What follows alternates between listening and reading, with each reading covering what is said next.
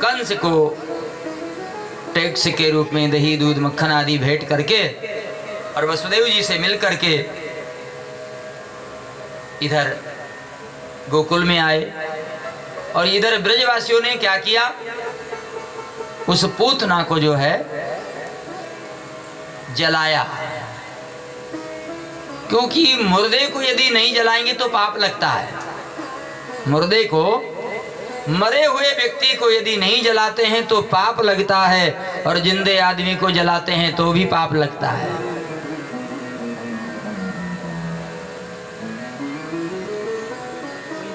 किसी ने हनुमान जी से पूछा कि आपने तो पूरी लंका ही जला दिया, वहां तो कितने लोग मर गए होंगे, जल गए होंगे, तो आपने तो जिंदों को जलाया। लोग तो मरे हुए को जलाते हैं, आपने तो जिंदों को ही जला दिया। हनुमान जी ने कहा कि लंका में जिंदा ही कौन था, जो जिंदे जिंदे थे वो बच गए, और जलने वाले जितने भी थे वो सब के सब मुर्दे थे। मुर्दा कौन है? जिन हरि भगति हृदय नहीं आनी, जीवत सौ समान ते ही प्राणी। जिनके हृदय में भगवान की भक्ति नहीं है वो सारे मनुष्य मुर्दे के समान ही हैं, वो जिंदा नहीं है। जिनके हृदय में भगवान की भक्ति नहीं है वो जीता हुआ भी मुर्दे के ही समान है।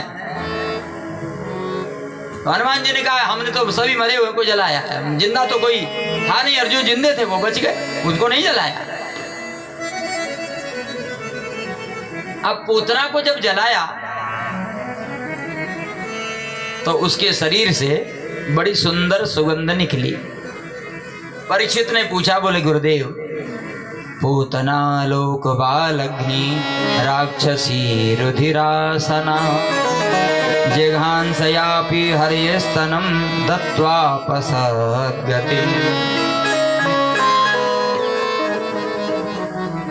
गुरुदेव, ये पूतना तो छोटे छोटे बच्चों का रक्त पीने वाली बाल घातनी पापनी थी, तो इस दुष्टा राक्षसी के शरीर से तो दुर्गंध आना चाहिए, फिर इसके शरीर से ये सुगंध क्यों आई? सुखदेव जी कहते हैं कि ये थी राक्षसी, फिर भी इसके शरीर से सुगंध आई क्यों? बोले इसने भगवान से संबंध जोड़ा है, भगवान का स्पर्श इसने किया है। और चाहे जिस भाव से हो, परमात्मा से यदि संबंध हो जाएगा तो फिर जीवन में दुर्गंध नाम की कोई वस्तु रह नहीं जाएगी।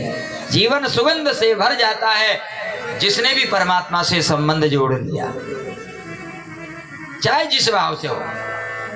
भाई को भाई अनक आलसों, नाम जपत मंगल दिशि दसों। अग्नि को यदि जान करके छुएंगे ना तब भी वो जलाएगी, अनजाने में छुएंगे तब भी वो अग्नि जलाएगी। अग्नि अपना काम करेगी, वो ये नहीं देखती है कि ये बालक है तो इसको छोड़ दिया जाए ना। अग्नि जो उसकी जो शक्ति है, उसके कार्य शक्ति है, वो जरूर कार्य करेगी। अग्नि ये भी नहीं देखती है कि ये बालक है अथवा ये बड़ा है, ये ब्राह्मण है, ये क्षत्रिय है, वैसे ये शूद्र, ये पढ़ा लिखा है, ये मूर्ख है ना, ये ज्ञानी है, कोई विचार नहीं करती। अग्नि का काम केवल जलाने का है, अग्नि जलाती है। जान करके छुओ तो जलाए, अनजाने में छुओ तो जलाए। बोले ऐसे ही भगवान है, भगवान के पास में जो भी जाएगा, भगवान से जिसका भी संबंध होगा, चाहे जिस प्रकार से, महाराज उसके जो पाप है ना वो समाप्त तो हो ही जाएंगे। तो पूतना ने भगवान से संबंध बनाया, भले ही वो मारने का भाव लेकर के गई थी लेकिन मां बन करके गई थी ना। तो भगवान ने उसका भी उद्धार कर दिया और उसके शरीर से बड़ी सुंदर सुगंध निकली। नंद बाबा जब आए, नंद बाबा को जब पता चला कि बाबा तेरे जाने के बाद में पीछे से पूतना राक्षसी आई गई और लाला को उठा करके ले गई, ये तो नारायण भगवान की कृपा है जो लाला बच गए हो। नंद बाबा को बड़ी चिंता हुई, बार बार नारायण भगवान को प्रणाम करने लगे। हे प्रभु, आपने बड़ी कृपा की, मेरे लाला की आपने रक्षा करी। बार बार नंद बाबा ने भगवान का स्मरण किया है। और आगे श्री सुखदेव भगवान वर्णन करते हैं कि जब पूतना मर गई तो पूतना के मरने के बाद में कंस ने एक और राक्षस को भेजा, सक्टासुर। ये गाड़ी पे आकर के बैठ गया। मैया ने लाला का जो पालना है गाड़ी के नीचे रख दिया था। भगवान ने देखा कि पहले तो मौसी जी आई थी, अब मामा जी आ गए और सेवा तो करना ही पड़ेगा। बस बाल कृष्ण लाल जी अपने छोटे छोटे चरणों को ऐसे चला करके खेल रहे थे और खेल ही खेल में अपने दाहिने पैर का अंगूठा उस गाड़ी में छुआ दिया। धड़ाम से वो पलट गई, उसी में दब के वो सक्टासुर मर गया, उसका उद्धार हो गया।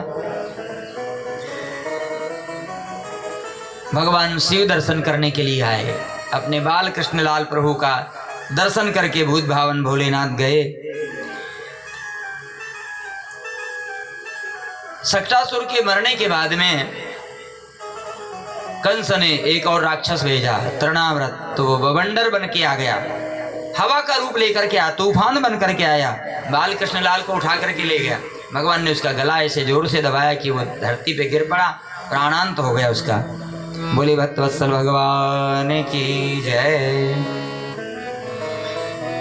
एक दिन श्री गर्गाचार्य जी महाराज गोकुल में आए।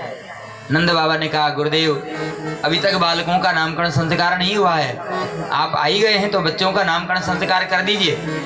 सो महाराज गर्गाचार्य जी ने कहा कि नंद राय जी, आपने जब जब उत्सव मनाया तब तब कोई ना कोई विघ्न आया है। नामकरण संस्कार है, आप उत्सव मनाओगे फिर कोई ना कोई विघ्न आ जाएगा। और दूसरी बात यह है कि मैं वसुदेव जी का कुल पुरोहित हूँ, आपके पुत्रों का यदि नामकरण संस्कार करूंगा और कहीं कंस को यह मालूम हो गया कि गर्गाचार्य जी ने जाकर के और नंद राय जी के पुत्र का नामकरण संस्कार किया है, तो शंका हो सकती है उसे कि कहीं ऐसा तो ना कि वसुदेव जी का ही बालक हो वहां पर। नंद बाबा ने कहा कि गुरुदेव, वसुदेव जी का एक पुत्र तो यहाँ पर है ही सही ना। वसुदेव जी की एक पत्नी है रोहिणी जी, वो यहीं पर है और उनके पुत्र हैं। तो बोले उनका नामकरण संस्कार तो आप ही को करना है, तो साथ साथ में मेरे बालक का भी आप नामकरण संस्कार कर दीजिए। हम कोई उत्सव नहीं मनाएंगे, गौशाला में बैठ करके आप और हम और यशोदा और रोहिणी जी, बस और कोई नहीं रहेगा। गर्गाचार्य जी ने स्वीकार किया, गौशाला में विराजमान हुए और यशोदा और रोहिणी ने गर्गाचार्य जी की परीक्षा ली। कैसे? यशोदा जी है गौरी, रोहिणी जी है सांवरी और यशोदा के लाला हैं श्याम और रोहिणी के लाला हैं गौरवर्ण के।